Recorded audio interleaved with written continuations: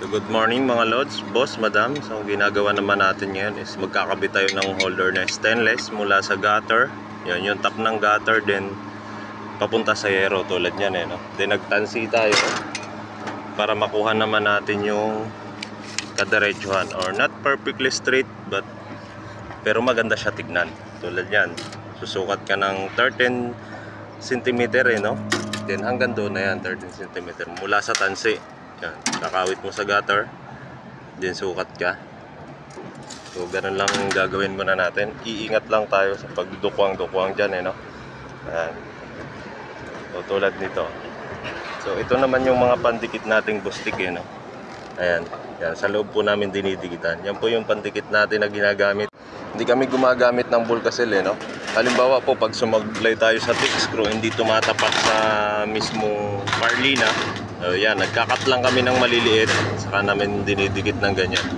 Kasi minsan yung Bulkasil po kasi pagka mabasa kusang tumutuklap, at kung masyadong mainit naman umaangat. Kumbaga ito kasi ano yan, kahit bakbakin mo yan, kapit na kapit po yan. Ayan, may alkitran. Ayan po yung ginagamit namin. So ano nga ba ang kahalagahan nitong dalawang hawak natin mga lods no? Ito yung gutter, which is yun, ayun, nakikita nyo yan, yan yung pula na yan, yan yung nagsasalo doon sa mismong gutter natin.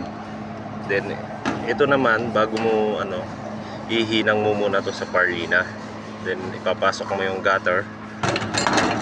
Then ito naman is yung bracket. Nakapansin nyo, ayan, yan yung bracket nasa taas para hindi pumasok pa loob yung gutter, hindi rin naman lumabas, para stay yung yung dalawa na to mga lods, may purpose to. Ito yung gamit nila para hindi ma-stress yung gutter natin no? Para hindi siya babagsak basta-basta, hindi siya lulundo basta-basta.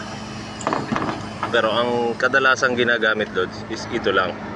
Kasi pagdating sa Spanish gutter at box type gutter is hindi ka na gagamit ng ganitong bracket. Kasi bakit hindi? Kasi masisira po yung design ng gutter nyo. Ito, ginagamit lang po itong bracket na to, ito mismo, kung ganito yung paglalagyan nyo ng gutter. Ganito kahaba, then ganito kahaba. Yan. At saka sa ordinaryong design lang siya. Ayun, kumbaga kwadrado lang talaga. Then may parang moldura lang sa pinakataas. Ayun, ganun lang ang design na pwede siya.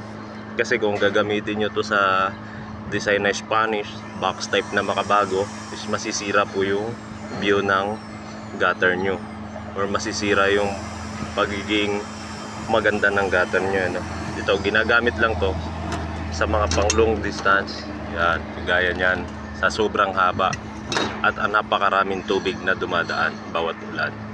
So yun lang po.